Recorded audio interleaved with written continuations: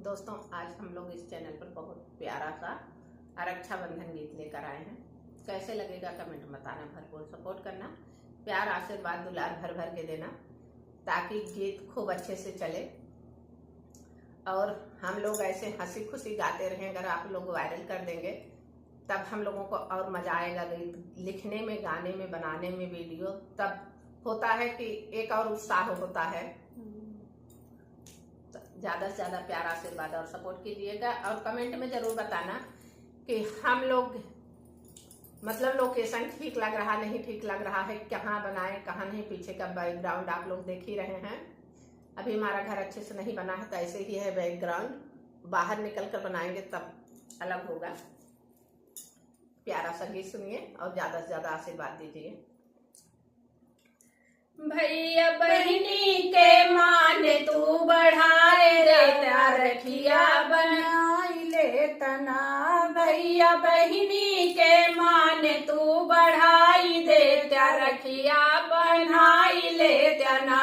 भैया बहिनी के मान तू बढ़ाई दे, रखिया बनाई ले तना। हम सजा के चंदन रोल तोहरी रही आया गोरी, हम सजा के चंदन रोली तोहरी रही आया गोरी। कहाँ देर भरी तोरी से आई जात, रखिया बनाई ले तना। कहाँ देर भरी जल्दी से आई जात, रखिया बनाई ले तना। भैया बहिनी के मान तू बढ़ाई दे, रखिया बनाई ले तना। भैया बहिनी के मान तू बढ़ाई दे, रखिया बनाई ले तना। तू तो कुंवर कन्हैया हया द्रौपदी के भैया। तू तो कुंवर कन्हैया हया द्रौपदी के भैया। भैया बहिनी के रिश्ता निभाई दे, रखिया बनाई ले तना। भैया बहिनी के रिश्ता निभाई दे, रखिया बनाई ले तना। भैया बहिनी के मान तू बढ़ाई दे, रखिया बनाई ले तना। भैया बहिनी के मान तू बढ़ाई दे, रखिया बनाई ले तना।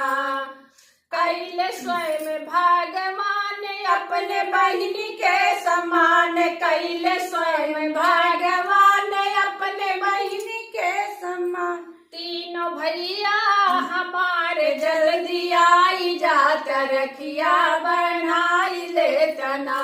सब भैया हमारे जल्दी आई जात, रखिया बनाई ले तना।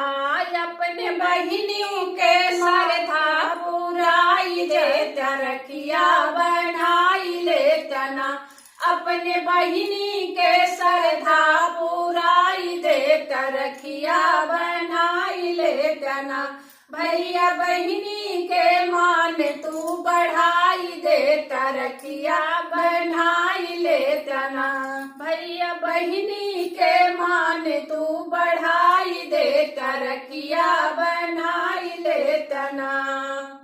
धन्यवाद दोस्तों। गीत कैसे लगा कमेंट में बताना, भरपूर सपोर्ट करना, प्यार आशीर्वाद दुलार भर भर के देना।